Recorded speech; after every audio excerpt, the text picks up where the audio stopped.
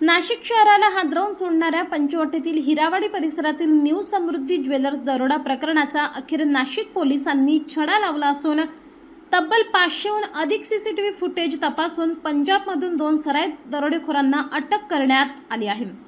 या धाडसी कारवाईमुळे नाशिक पोलिसांच्या तपास कौशल्याची पुन्हा एकदा प्रचिती आली आहे।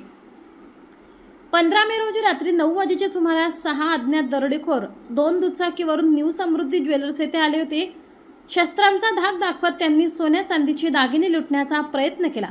यावेळी दुकान मालकाने प्रतिकार केल्याने आरोपींनी हवेत गोळीबार करत परिसरात दहशत निर्माण केली।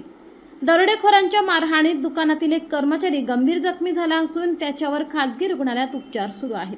या घटनेनंतर पंचवटी पोलिसांसह स्थानिक गुन्हे शाखेचे पथक तातडीने घटनास्थळी दाखल झाले। तांत्रिक विश्लेषण, मोबाईल लोकेशन आणि परिसरातील सीसीटीव्ही तपासणी सुरू करण्यात आली। पोलिसांनी तब्बल 500हून अधिक सीसीटीव्ही फुटेजची बारकाईने पाहणी केली। त्यातून आरोपी परप्रांतीय असल्याचा महत्त्वाचा धागा पोलिसांच्या हाती लागला। तपासादरम्यान आरोपी पंजाबमधील असल्याचे निष्पन्न झाल्यानंतर नाशिक पोलिसांचे पथक थेट मोहाली येथे दाखल झाले। सलग 3 दिवस सापळा रचत पोलिसांनी हनीश कुमार महेंद्रसिंग आणि रणजित सिंग दर्शनसिंग या 2 सराईत गुन्हेगारांना ताब्यात घेतले। विशेष म्हणजे अटक करण्यात आलेले दोन्ही आरोपी 2010 मध्ये अंबाला कारागृहात एकत्र होते। जेलमध्येच त्यांची मैत्री झाली आणि त्यानंतर त्यांनी अनेक गुन्हेगारी कट रचल्याची माहिती समोर आली आहे। न्यू समृद्धी ज्वेलर्स दरोड्याचा कटही त्यांनी पंजाबमध्येच रचला होता। पोलिसांची दिशाभूल करण्यासाठी पंजाबमधून निघतानाच त्यांनी मोबाईल बंद केले होते।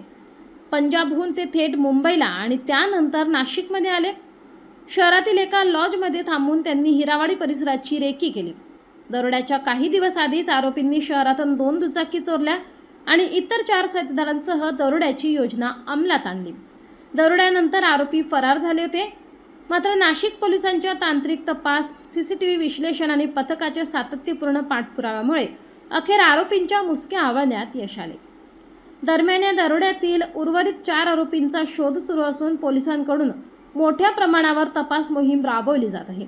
याबाबत पोलीस उपायुक्त किरण कुमार चव्हाण यांनी पत्रकार परिषदेत अधिक माहिती दिली। संध्याकाळी सुमारे 8:30च्या वेळेस पंचवटी येथील समृद्धी ज्वेलर्स हिरावाडी येथे सशस्त्र दरोडेखोरांनी दरोड्याचा प्रयत्न केला होता। यामध्ये दुकानामध्ये मास्क लावलेले सशस्त्र दरोडेखोर घुसले होते आणि त्यांनी पिस्तूलचा धाक दाखवून दुकानातील सोन्या चांदीचे दागिने पळवण्याचा प्रयत्न केला। परंतु दुकानातील तेथील जे वर्कर्स होते त्यांनी नेटाने त्यांचा प्रतिकार केल्यामुळे त्यांना कुठलीही मालमत्ता लुटता आली नाही। या प्रकरणामध्ये अज्ञात आरोपींच्या विरुद्ध दरोड्याचा प्रकार केल्यामुळे गुन्हा दाखल करण्यात आला होता आणि या प्रकरणामध्ये विशेष म्हणजे कुठलाही सुगावा नव्हता। या आरोपींकडे कुठलाही मोबाईल नंबर त्यांचा सुरू नव्हता।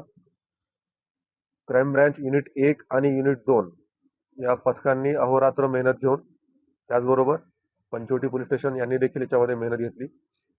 सर्वांनी मिळून 500 पेक्षा जास्त कॅमेरे, सीसीटीव्ही कॅमेरे सतत ढुंडाळले आणि त्यावरून त्यांनी आरोपींचा माग काढत शेवटी या गुन्ह्यामध्ये ज्या आरोपींनी हा गुन्हा केला अशा 6 पैकी 2 आरोपींना अटक करण्यात आलेली आहे। हे 2 आरोपी पंजाब येथील आहे, एक आरोपी मोहाली येथील आहेत आणि दुसरा एक पटियाला येथील आहे। दोनही आरोपी जे ताब्यात घेतलेत, अटक केले ते रेकॉर्डवरचे सराईत गुन्हेगार आहेत। त्यांनी वारंवार असे गुन्हे केलेले आहेत आणि विशेष म्हणजे कुठल्याही प्रकारचा सुगावा नसताना हा गुन्हा उघडकीस आणलेला आहे। आरोपींची ओळख 2010 मध्ये जेलमध्ये, अंबाला जेलमध्ये झाली होती। त्यानंतर ते एकमेकांच्या संपर्कात होते। त्यांनी ठरवलं की आपण एकत्रित कुठेतरी दरोडा करायचा। त्या उद्देशाने ते पंजाबवरून निघाले। पंजाबवरून निघतानाच त्यांनी त्याच वेळेस त्यांचे मोबाईल बंद केले पोलिसांना लक्षात येऊ नये म्हणून, आणि ते सुरुवातीला मुंबईला आले। मुंबईला येऊन त्यांनी परत नाशिक गाठलं। नाशिकला त्यांनी इथल्या ठिकाणांची रेकी केली। त्यांनी रेकी करून हे जे ज्वेलर्सचं दुकान आहे ते रोडवर असल्यामुळे इथून पळून जाणं सोपं आहे असं त्यांच्या लक्षात आलं आणि त्यांनी इथे दरोडा करायचं ठरवलं।